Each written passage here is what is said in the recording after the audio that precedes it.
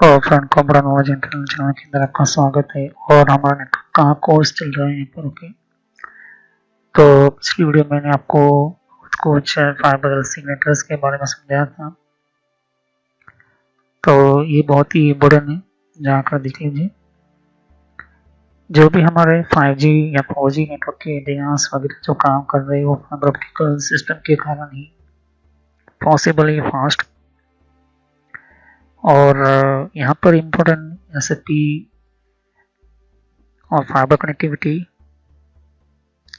साथ ही हमारे fibre optical SAP के अंदर पावर देने वाले और डेटा देने वाले हमारे स्विचेस और कनेक्टर्स, और जितने भी कम्युनिकेशन होने वाले जितने भी हमारे ऑप्टिकल सिग्नल्स होते हैं वो सीधी लाइट इमिटिंग सिस्टम के थ्रू हमारा जाता है यहाँ पर।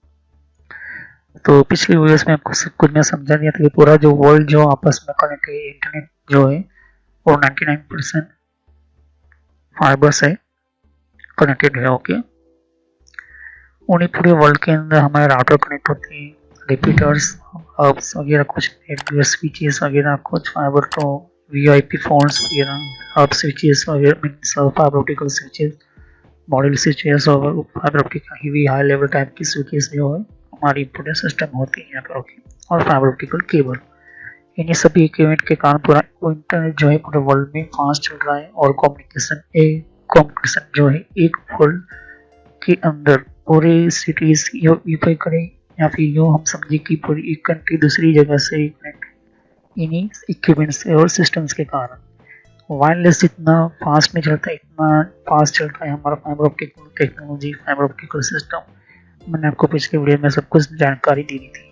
फाइबर ऑप्टिकल केबल की आज के टाइम के अंदर अब लेटेस्ट जो सिस्टम यूज हो रही है एक जगह से दूसरी जगह पर जाता है, तो वो है QSFP सिस्टम, जिसकी रेंज 100 GB है, 1 सेकंड में 100 GB। और आज के टाइम के अंदर 800 GB तक हो चुका है यहाँ पर मिनिमम। आपको ये चीज़ आपको समझाने के लिए मैंने आपको QSFP का मैं आपको बताऊंगा वन बाय वन। साथ ही एक केबल से दूसरे केबल के अंदर टर्मिनेट करना है तो हमें जो है पेन लगाने पड़ते हैं। ओके, ये चीज़ आपको समझाना होता है आपको। ओके, और ये समझना होगा आपको। तो ये चीज़ हमारे फाइबर ऑप्टिकल के अंदर ही हमारी एसएपी जो है वो डेटा को भेजते हैं लाइटिंग के सिस्टम के थ्रू, और उसको हम चेक करते हैं खास तरह के इक्विपमेंट्स के through. Okay, single mode fibre मैंने आपको पिछली वीडियो में समझा दिया था कि ZX लिखा हुआ है या EZX लिखा है तो समझ लो कि कितना डिस्टेंस आप और कितना हमारा नैनो mm होगा। और जहाँ पर हमारे बड़े डेटा सेंटर्स होते हैं या फिर इक्विपमेंट्स वगैरह लगे होते हैं वहाँ पर हम मल्टी मोड फाइबर लगाते हैं। मल्टी मोड के साथ साथ सिंगल मोड भी कुछ लगे हुए थे ऐसे पी। ओके, ये चीज़ इम्पोर्टेंट हमें ध्यान में रखनी होती है। ओके, LC के साथ SC कनेक्टर्स भी मैंने आपको समझाया था। ओके, SC कनेक्टर क्या होते हैं। आज हमारा शुरू होने जा रहा है copper twisted pair cabling. Copper twisted pair cable क्या होती है और इसका यूजफुल वर्कआउट क्या होता है मैं आपको समझाऊंगा इसी वीडियो के अंदर। पिछले वीडियो में इस मैंने एंड किया था लेकिन इसको मैं कंटिन्यू यहाँ से कर रहा हूँ यहाँ पर। ओके, तो यहाँ पर हमारा लास्ट वीडियो के अंदर हमारा एंड हुआ था पिछला वीडियो। ओके, तो सभी वीडियो को पार्ट वाइज देख कर ही समझे वरना आपको पता नहीं चलेगा। ओके, तो कॉपर टिस्टर पेड केबलिंग की सिस्टम क्यू, अब इसके अंदर 8P8C RJ45 क्यू अच्छे तरह से बना गया है यहाँ पर। ओके, तो चलिए हम वीडियो को समझते हैं और यहाँ पर हम पूरी सिस्टम को समझते हैं। ओके, तो वीडियो के अंदर ही मैंने आपको वन बाय वन जो है समझाता चला जाऊंगा। ओके, तो चलिए कम्प्लीटली इसको समझने से पहले मैं कहना चाहता हूँ कि सभी वीडियो को लाइक कीजिए, सब्सक्राइब कीजिए और कोई भी क्वेश्चन कमेंट कर सकते हो। तो थैंक यू, हम कंटिन्यू करते इसको हमारे इस सब्जेक्ट को। ओके,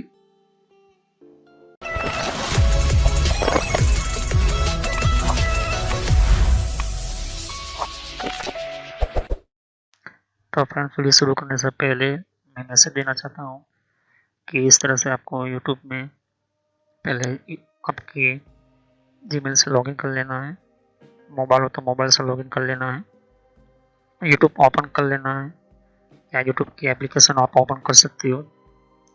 ओके, यूट्यूब की एप्लीकेशन या फिर ब्राउज़र में इस तरह से आपको टाइप करना है कंप्यूटर नॉलेज इन ट्रेनर। ये इस तरह से आप इसको जैसे ही टाइप करोगे तो यहाँ पर आपको ये जो है आपको इस तरह से देखने को मिलेगा। ये चैनल है मेरी। ओके।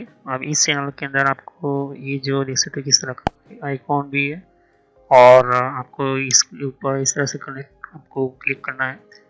तो यहाँ पर कंप्यूटर नॉलेज चैनल का जो मैंने ये पुराना नाम है, ये सोशल नॉलेज एंटरटेनमेंट, ये जो पुराना मेरा चैनल का नाम है, हालांकि मैंने बदला नहीं है क्योंकि आप कंफ्यूज ना हो।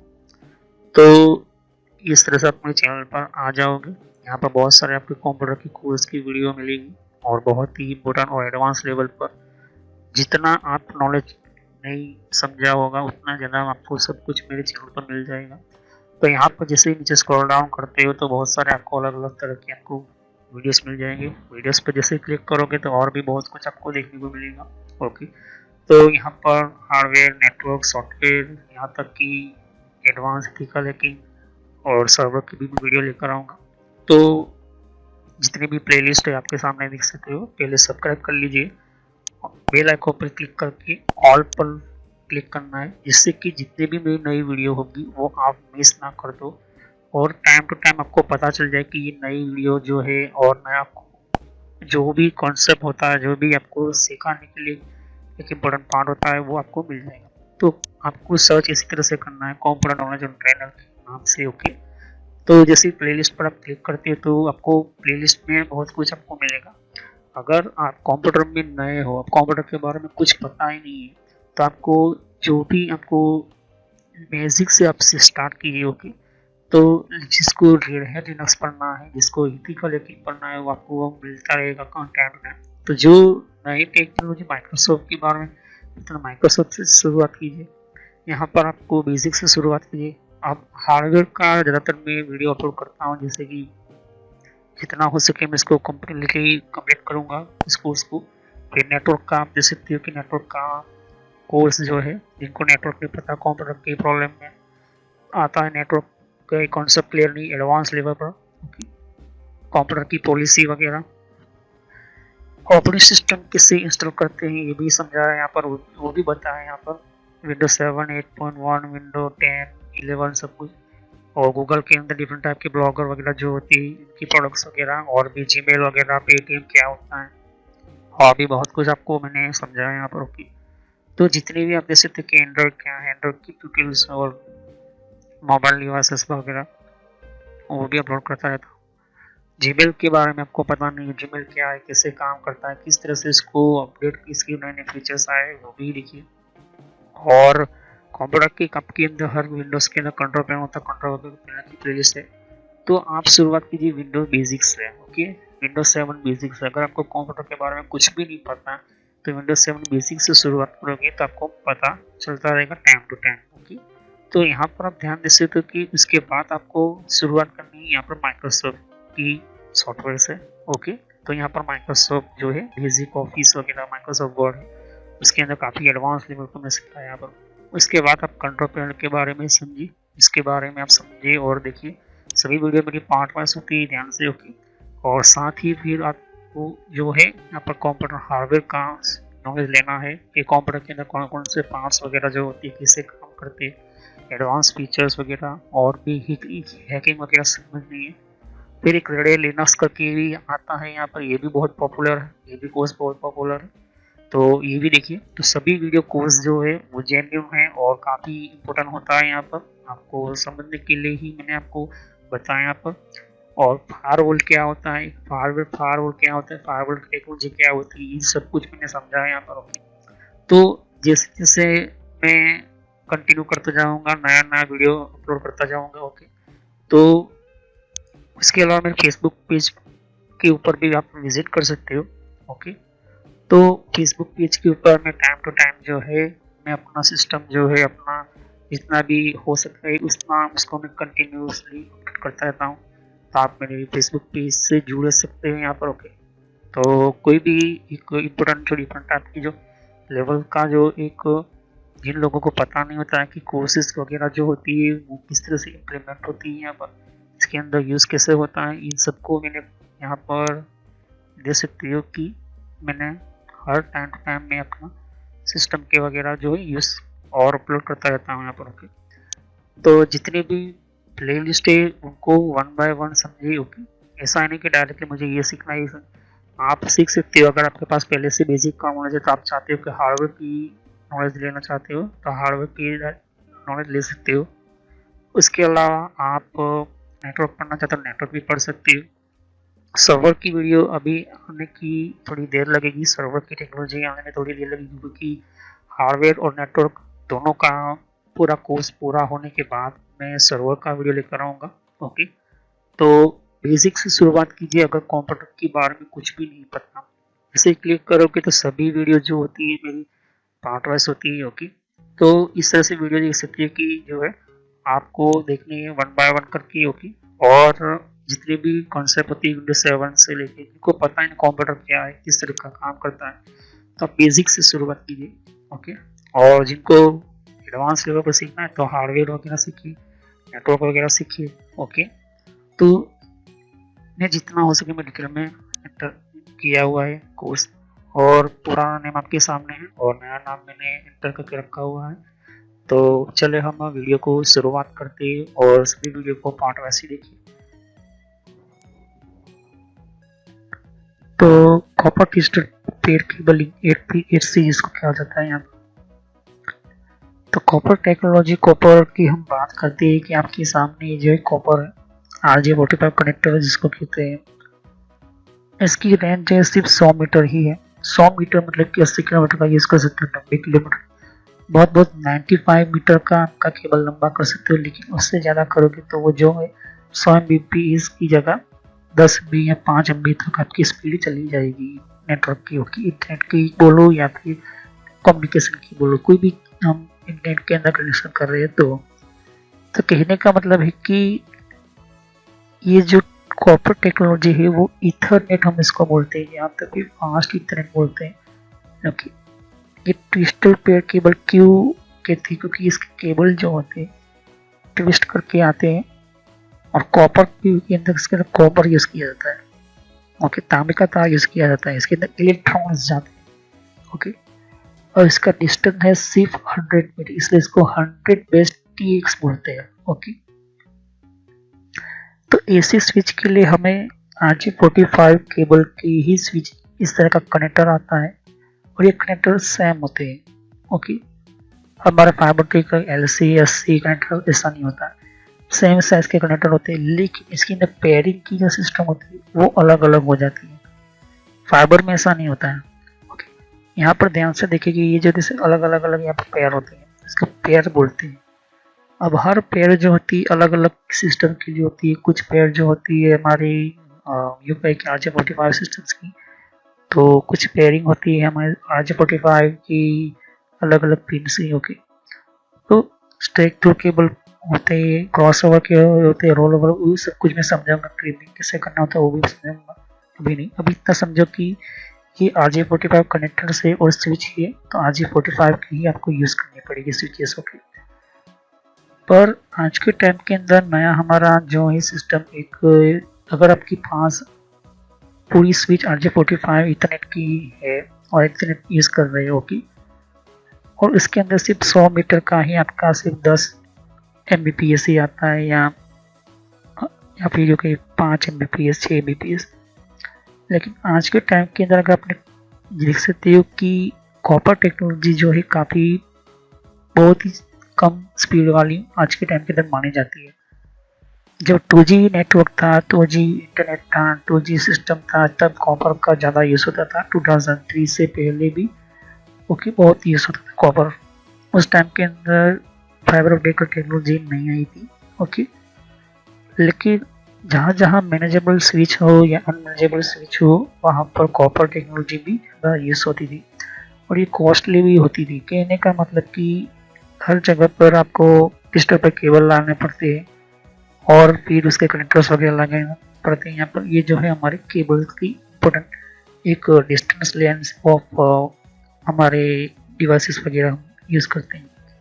लेकिन जैसे ही हमारा फाइबर ऑप्टिकल स्विच के साथ RJ इथरनेट सिस्टम हमारे से देखिए, अगर मैंने फाइबर ऑप्टिकल स्विच को यूज़ करना इथरनेट के अंदर तो मैं 8PAC एक तरह का कनेक्टर बना होता है और दूसरा कि इसके अंदर इथरनेट टेक्नोलॉजी ऐड की गई SFP के अंदर।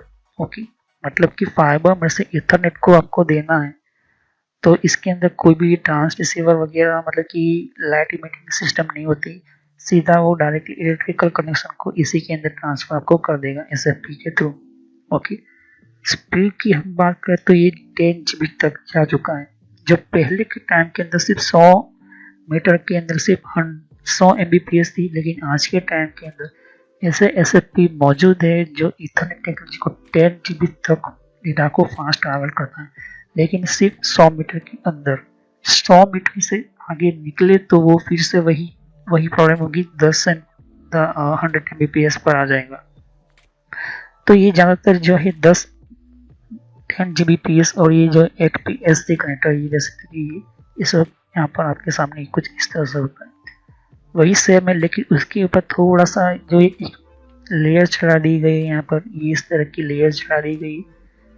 और ज़्यादातर ये जो यूज़ ऐसे होते हैं, इक्विपमेंट ऐसे डिवाइसेस के अंदर यूज़ होते हैं जो आपको इम्पोर्टेंस होते हैं, वहाँ पर ये जो है कनेक्टर्स लगाए जाते हैं। ओके, तो जैसे कि मुझे एसएफपी कनेक्टर लगाना है इथरनेट टेक्नोलॉजी के लिए और 10 Gbps, तो मैं सिर्फ डिस्टेंस उतना ही बार कट करूँगा जितना दोनों डिवाइस के बीच में सिर्फ 80 मीटर का लेयर, 80 या 75 मीटर हो या 95 मीटर हो, उतना ही मैं यहाँ पर केबल को कट करूँगा, 100 मीटर से ज़्यादा नहीं।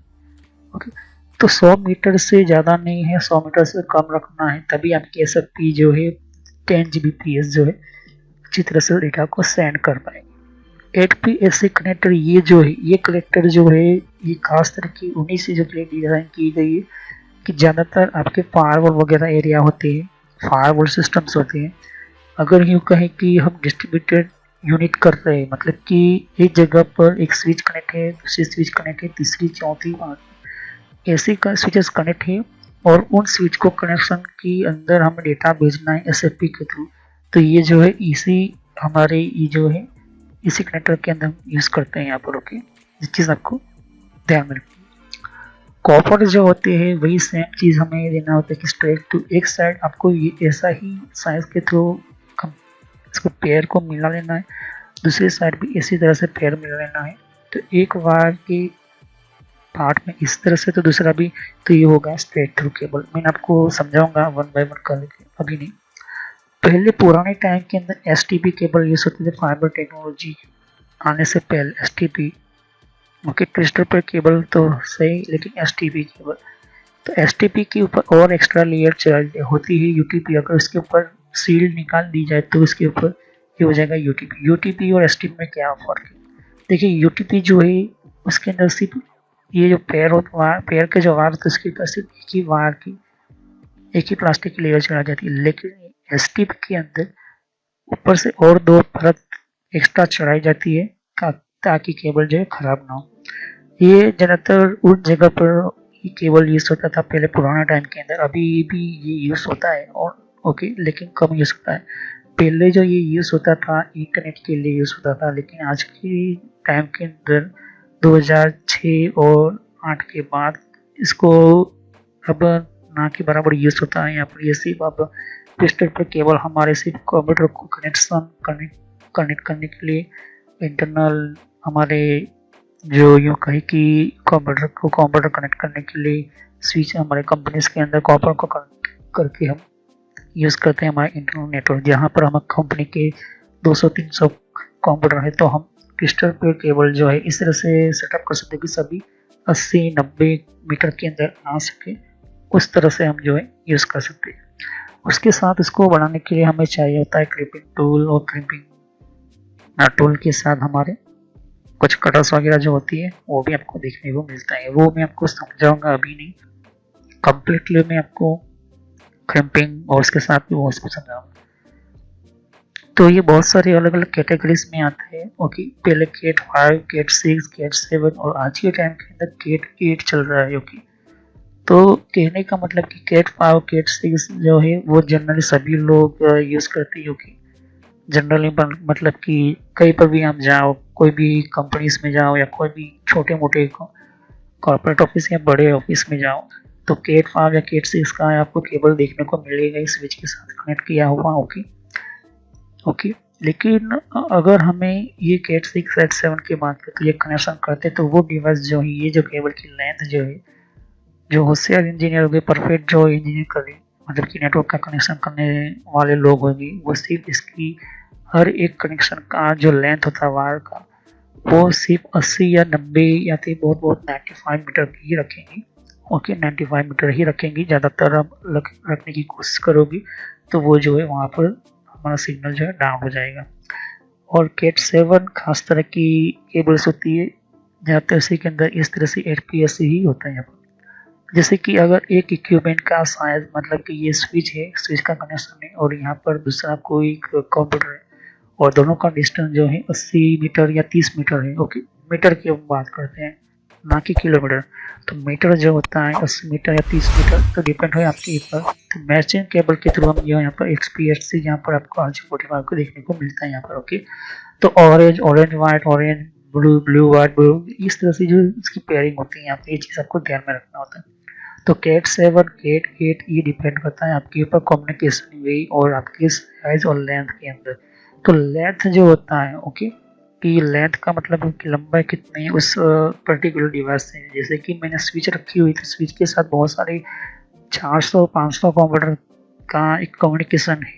3 स्विच रखी हुई है। ओके, 3 स्विच रखी हुई है, तो इसके अंदर 40-50 स्विच के साथ कंप्यूटर कनेक्ट किए गए हुए, और सभी कंप्यूटर को ऐसा रखा गया है कि इसका डिस्टेंस मतलब उसकी जो लंबाई है उस स्विच की थ्रू सभी 80 या 90 किलोमीटर के डिस्टेंस पर ही है। तो इस तरह से हम क्या कर सकते हैं कि अच्छा एक नेटवर्क फास्ट बना सकते हैं यहाँ पर। ओके, तो चाहे फिर कोई भी मैनेजेबल स्विच हो या नॉन मैनेजेबल स्विच हो, कोई भी स्विच हो, अगर 100 मीटर से ज़्यादा होगा वो केबल की लंबाई, तो वहाँ पर जो है स्पीड डाउन हो जाएगी।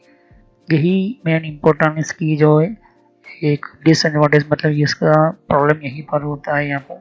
तो कितना भी अच्छी स्विच ले लो आप, 1000 Mbps ले लो या 10 Gbps ले लो, लेकिन इसका मेन प्रॉब्लम यही है कि जैसे 100 मीटर से ज़्यादा निकलेगा केबल आपका उस पर्टिकुलर, जैसे कि मैंने एक स्विच लगाई है और यहाँ पर बहुत सारे कंप्यूटर कनेक्ट किए गए एक दूसरे के साथ, तो यहाँ पर इसका एक ये पहला वाला कंप्यूटर यहाँ पर मैंने कनेक्ट किया है, उसकी लंबाई जो है 80 मीटर है। फिर यहाँ पर ये जो है ये 70 है, कोई भी जितने भी लंबाई है वो सभी 100 मीटर के अंदर है। ओके, तो 100 मीटर के अंदर 80-90 के अंदर होता है, तो वो जो है काफ़ी फास्ट और अच्छा काम करेगा। लेकिन जैसे ही कोई 100 मीटर से ज़्यादा हो जाएगा तो वो जो पूरी स्पीड जो है वो खराब कर देगा, मतलब डाउन कर देगा। ये चीज़ आपको ध्यान रखनी होती है। चाहे कोई भी सिस्को की स्विच ले लो, TP-Link ले लो, जो भी ले लो, इस वजह से हमारा जो है बेस्ट जो नेटवर्क होता है वो फाइबर ऑप्टिकल नेटवर्क होता है। ओके, तो फाइबर ऑप्टिकल हमारा नेटवर्क होने के कारण हमारे जो थोड़ा सा जो है कॉस्टफुली होता है, क्योंकि स्विच और SFP दोनों लेनी पड़ती है हमें। ओके, और फाइबर केबल भी लेनी पड़ती है। तो स्विच जो है हमारे सामने एक जैसे कि टोटली 2 तरह की स्विच है, एक SFP है और एक QSFP है। डिपेंड है आपके ऊपर कि QSFP पर जाना है या SFP जाना है। तो मैं रिकमेंड करूँगा, मैं अपने तरीके से समझाऊंगा कि SFP प्लस यूज़ करो स्विच का हर एक पोर्ट को, जो डेटा सेंटर आप यूज़ करते हो, और बाहर की ओर आपका नेटवर्क जा रहा है, मतलब कि बाहर का आपका केबल जा रहा है, तो ज़्यादातर आप QSFP पर ही यूज़ करो। सर्वर के अंदर भी QSFP ही यूज़ करो। ओके, तो जिससे कि आपका नेटवर्क फास्ट चलता है, बहुत ही हीवी चलता है। और ज़्यादातर आपको यूँ कहीं कि आज के टाइम के अंदर गूगल, फेसबुक जैसी कंपनी जो है फाइबर नेटवर्क ही चलाती है, फाइबर ही पूरा अपना नेटवर्क को यूज़ करके कनेक्शन करती है यहाँ पर। ओके, तो ये जितने भी ये जितने भी जो है यहाँ पर कनेक्शन है, सभी केबल्स जो होती है इस तरह से डिज़ाइन, मतलब कि उसका जो डिस्टेंस कुछ इस तरह से किया जाता है कि 100 मीटर से ज़्यादा ना हो, इस तरह से इसको बनाया जाता है यहाँ पर। तो ये जितने भी यहाँ पर कनेक्शन वगैरह RJ45 कनेक्शन की स्विच के ऊपर स्विच रखी हुई है, सभी स्विच जो है आपस में कनेक्ट भी की हुई होती है। कैटालिस्ट स्विच है या फिर स्टैक स्विच भी बना सकती है यहाँ पर। ओके, पर मेन पॉइंट ये है कि आपका RJ45 आगे की ओर जा रहा है और ये आगे की ओर से कनेक्शन सभी आपके पीसी के अंदर कनेक्ट किए गए हैं। तो कहने का मतलब ये है कि कितना डिस्टेंस के अंदर आपका जो कम्युनिकेशन चल रहा है यहाँ पर, ये चीज़ आपको ध्यान में रखनी होती है। तो अगर हम यूँ कहें कि SFP का ये यूज़ करके मैं कोई RJ45 इतना टेक्नोलॉजी यूज़ करना चाहता तो मैं कर सकता हूँ, यहाँ पर डिपेंड है आपके ऊपर।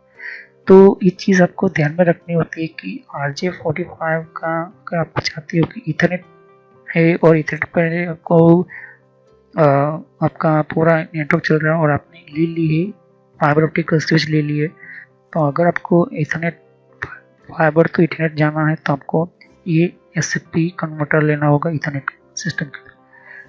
पर मैं रिकमेंड करूँगा कि आप हमेशा SFP मल्टी मोड सिस्टम लो। इंटरनल हमारे कम्युनिकेशन के डेटा सेंटर्स के अंदर बहुत ही बेहतर होता है यहाँ पर। ओके, और इसकी लेंथ हमेशा आप इस तरह से रखो कि 3 मीटर से ज़्यादा ना हो, जैसे कि यूँ कहो कि ये जो है मेरा स्विच है, 4 स्विच है, 4 में से पहली स्विच जो है वो सर्वर के लिए है, दूसरी स्विच भी सर्वर के लिए, तीसरी स्विच है वो हमारे दूसरे और स्विचेस कनेक्ट की है, चौथी स्विच है हमारे कुछ खास तरह की इंटरनेट और इक्विपमेंट चलाने वाली सिस्टम है, और सभी स्विचेस को आपस में मैंने कनेक्ट किया गया है।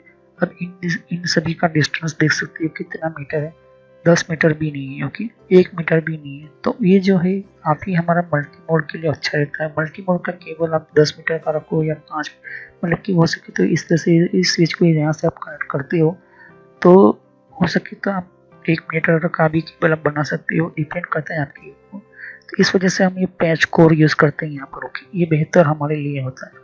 तो SFP होता है, QSP होता है, SFP प्लस होता है, ये तीनों चीज़ें भी ज़्यादातर यूज़ होती हैं। तो मल्टी मोड कहाँ पर यूज़ होता है, जगह पर हमारे डेटा सेंटर्स होते हैं वहाँ पर, क्योंकि वहाँ पर जो है एक जगह से हमारा डेटा सेंड होता है, दूसरी जगह से रिसीव होता है। SFP प्लस भी वहीं पर ही यूज़ होता है। सिंगल मोड SFP जो होता है वो ज़्यादातर हमारे लॉन्ग डिस्टेंस के अंदर की एक स्विच यहाँ पर है और दूसरी स्विच 3-4 माले से नीचे का, मतलब कि एक आपकी फ्लोर है, 12 फ्लोर का आपका कोई बिल्डिंग है, तो 12 फ्लोर का बिल्डिंग है, तो उस बिल्डिंग के नीचे सेकंड फ्लोर से 11वें फ्लोर तक आपको जाना है। तो वो जो केबल जाएगा fibre optical, single mode fibre optical cable जाएगा, सिंगल मोड SFP ही काम करेगा। तो मैं कहूँगा कि सिंगल मोड SFP प्लस या QSFP प्लस ही यूज़ करें, बहुत ही अच्छा और बेहतर रहता है। जरूरी है कि QSFP जो होता है, जैसे इसको QSFP बोला जाता है, मैं आपको समझाऊंगा, अभी SFP के बारे में समझो। ओके, तो SFP प्लस और QSFP प्लस, ये 4 कैटेगरी आज की टाइम के अंदर बहुत पॉपुलर है। और इसके अलावा भी बहुत सारे जो लोग हैं, इक्विपमेंट आपको डिस्टेंस वगैरह रेंज में और उसकी स्पीड पे बहुत ही फास्ट है, ये चीज़ आपको देखने को मिलते हैं। तो जो भी आज हमारे 4G 3G 5G में जो भी चल रहा है मॉडल, वो कहीं ना कहीं हमारे इम्पोर्टेंट, आप ध्यान से समझ पाओगे कि हमारा मेन इम्पोर्टेंट फाइबर ऑप्टिकल की नेटवर्किंग कम्युनिकेशन, उसकी लेंथ और उसकी कैपेसिटी के ऊपर डिपेंड होता है कि कितना कहाँ से डेटा का ट्रांसफर और फिक्स होता है या इमेजेस होती है पर। ओके, तो अगर हमें कनेक्शन का ये चीज़ कब इस तरह से हमें ये प्रॉब्लम होती है, कब ये चीज़ हमें ये सेटअप कब होता है कि अगर फाइबर ऑप्टिकल केबल हमने 40 किलोमीटर से 35 किलोमीटर के अंदर या फिर 38 किलोमीटर का रखा है और वहाँ से सभी जितने भी फाइबर जो कनेक्शन जो होते हैं टर्मिनेट करके एक पैच पैनल के अंदर रखा हुआ है 30-40, तो वहाँ से मुझे बार बार जो है कट करने की ज़रूरत ना पड़े, तो इससे हम पैच को रखते ताकि हमें ईजी रहे कि कौन सा केबल कहाँ से निकला है, कैसे निकला है, किस तरह से निकला है, तो हमें बार बार टर्मिनेटिंग करने की ज़रूरत ना पड़े। इजी वे है कि एक जगह से निकालना, सेंड करना, रिसीव करना, ये जो भी डेटा हम टर्मिनेटिंग करते हैं, कम्युनिकेशन करते हैं, बहुत ही ध्यान से करना होता है। और ऐसे जो बॉक्स जो होती है बेसिकली उस जगह पर रखी जाती है जहाँ पर हमारा मेन फाइबर ऑप्टिक की लाइन जो है वो उस दूसरी लाइन से कनेक्ट करना होता है, इस वजह से ये चीज़ यहाँ पर रखी हुई होती है। और हम बात करें सिंगल मोड फाइबर, ज़्यादातर हमारा फास्ट होता है, तो उसके अंदर ज़्यादातर SC और या फिर LC कनेक्टर यूज़ किए जाते हैं। ओके, ये चीज़ आपको ध्यान में रखना। कभी कभी LC to SC भी यूज़ किया जाता है। ओके, तो जितने भी हमारे फाइबर होते हैं, जैसे जैसे हम इसको जहाँ पर हमारे जैसे कि लाइन और हमारा लाइटिंग सिस्टम जो होता है वो मेन इम्पोर्टेंट होता है कि कनेक्शन जो होता है, हम जैसे इसके फाइबर के अंदर कनेक्ट करते हैं या फिर हम इसके अंदर डेटा की सेंडिंग करते हैं, तो वो जो है लाइटिंग इमेजिंग सिस्टम, मतलब लाइट के थ्रू हमारा डेटा जो है पास होता है यहाँ पर। ओके, ये मेन चीज़ होता है यहाँ पर। तो LC है या SC कनेक्टर है, डिपेंड है कि आपकी कौन सा सिस्टम आप यूज़ कर रहे हो, ये मेन चीज़ होता है। तो यहाँ पर कोर जो होता है वो कोर हमें टर्मिनेटिंग करने के लिए हम इस तरह से पैच करते हैं यहाँ पर। ओके, तो जितने भी हमारे 5G नेटवर्क चल रहे हैं, 5G इक्विपमेंट चल रहे हैं, वो आज के टाइम के अंदर QSFP प्लस और QSFP टेक्नोलॉजी के साथ डिवाइस होने वाले फाइबर ऑप्टिकल सिस्टम के कारण ही 5G फास्ट चल रहा है यहाँ पर। फाइबर ऑप्टिकल कम्युनिकेशन के कारण ही फास्ट हमारा इंटरनेट चल रहा है यहाँ पर, वायरलेस से नहीं। वायरलेस जो है वो और कम कर देता है, क्योंकि उसको बहुत सारी चीज़ें बीच में आती रहती है। ओके, कभी कभी बिल्डिंग्स, कभी कभी हमारे सिस्टम्स वगैरह, तो इस वजह से हमें जो ये आपको चीज़ें समझाने के लिए मैं आपको बता रहा हूँ यहाँ पर। तो अब हम नेक्स्ट वीडियो में कंटिन्यू करेंगे। नेक्स्ट वीडियो में हम आपको सिखाऊंगा कि SFP के अंदर क्या होता है और वो कैसे काम करती है SFP के अंदर, कि कैसे वो लाइट को, मतलब कि इस तरह की लेज़र लाइट्स के थ्रू मतलब कि इस तरह की लाइटिंग बीम छोड़ता है यहाँ पर हमारे फाइबर केबल के अंदर, फाइबर कोर के अंदर, और इसके अंदर क्या क्या SFP के अंदर होता है। ओके, तो नेक्स्ट वीडियो में यही मैं चीज़ आपको समझाऊंगा। ओके, नेक्स्ट वीडियो में यही से कंटिन्यू करूँगा। तो सब्सक्राइब कीजिए, लाइक कीजिए, बेल आइकन पर क्लिक करना बोले। अगर कोई भी क्वेश्चन का कमेंट कर सकती हो। तो thank you. Next continue on this topic SFP inside work, I will continue completely.